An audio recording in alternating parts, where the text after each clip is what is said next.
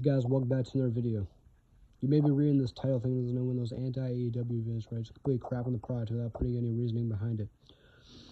And to be clear, I'm not one of those tribalistic people that just hates on the company because I support another one. Here's the thing. I'm genuinely confused about some of the booking that happened on this week's episode of Dynamite. I did put 3 examples in the thumbnail, and this is not going to be a full review of the show, but I will talk about some of the things I'm confused about. First thing I want to talk about is the Young Bucks and FTR being a future match for the AEW World Tag Team Championships. I am confused of the Young Bucks winning this. I genuinely believe that the Rascals or Private Party could have won this, and it would have made more sense. Private Party just came back after, I'm pretty sure, a year of not having matches, and the Rascals are brand new to AEW. And honestly, in terms of match quality, FTR versus the Rascals would be a pretty damn good match. I'm pretty sure they've done FTR versus Young Bucks. Genuinely, I don't know how many times. It's been a lot, though. And they've done it a lot of times. I don't know why they would revisit this. Unless the Young Bucks are winning the Tag Team Championships in 2026.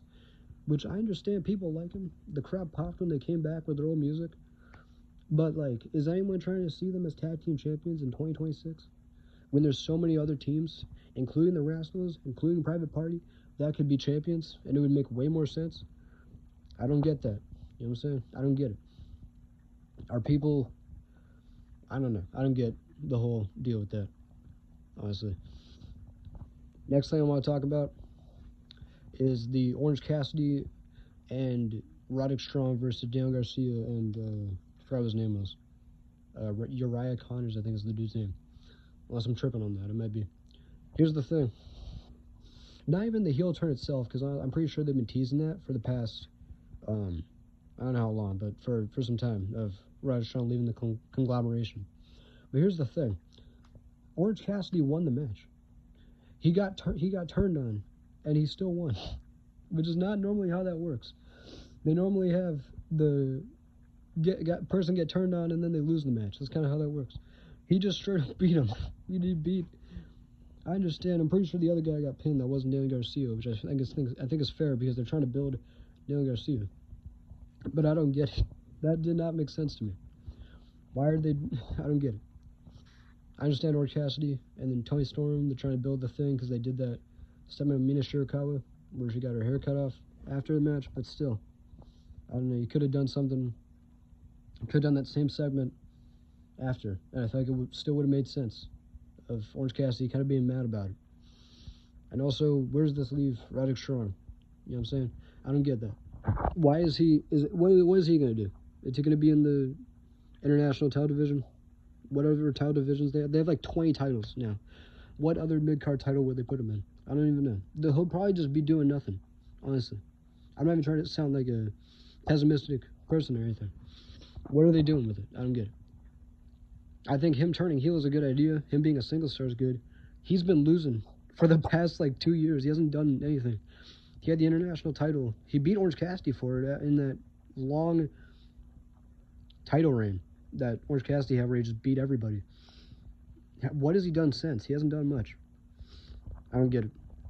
And the main thing I'm confused about in this show is Kyle Fletcher winning the TNT title again. Especially with the aftermath of this match. I don't get it. The match was good. Him and Tommaso Ciampa was really good.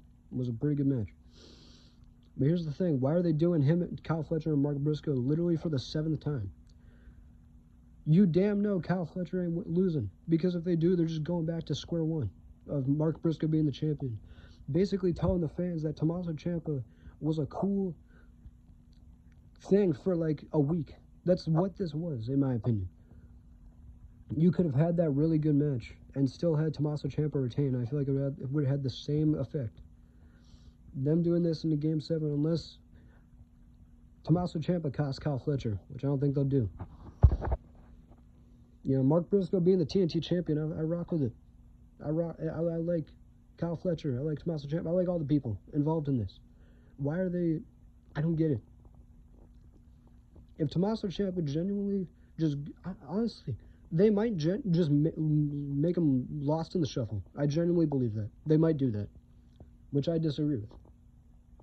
You gave him so much good presentation. The presentation he's been given in AEW has been better than everything they did with him in WWE in terms of main roster. Because in Black and Gold, he was really good in terms of presentation. And if he's going to be a thing where he held the title for literally 2 weeks, I don't get that. That doesn't make sense to me. Right? He just goes to Ring of Honor. Literally, they might do that. And I don't know if they bring him to Ring of Honor and he just does nothing over there, that's insane. Unless he's in the world title picture with Bandito, where Bandito's basically he's basically an AEW wrestler at this point, which I agree with. But like, I don't know. Here's the thing, I don't get that.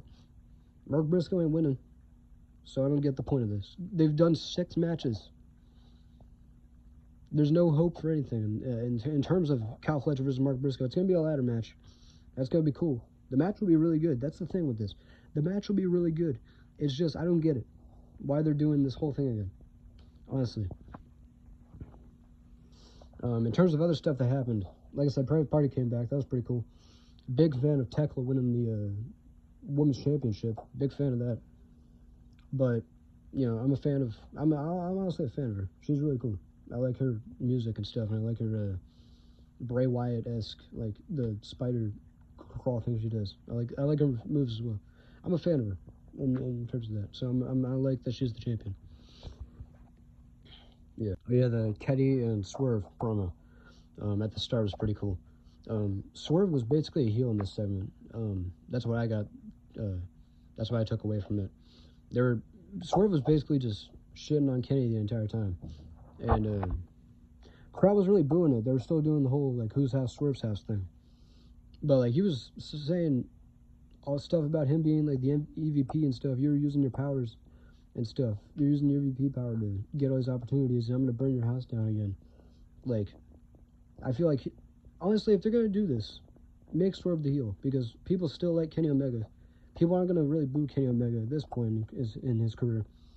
He's probably close to retirement. Unless he just goes for 10 more years. I don't know. But, like, here's the thing. If you're going to do a babyface heel thing, make Swerve the heel. Because I honestly think he's better as a heel. He's good as a face. I like him, but I like him better as a heel. Swerve did, like, a spear into the table off the stage. That was a cool way to end it. But, yeah. They're doing the match next week, I think. Why not do it on the pay-per-view? Don't they have... Grand Slam Australia, literally on that Saturday. I don't know. You may as well do it on the pay-per-view. Why not? I don't know. Unless I'm tripping with some stuff. I don't know. Yeah. Overall, though, pretty good episode of Dynamite. I liked it. That was cool.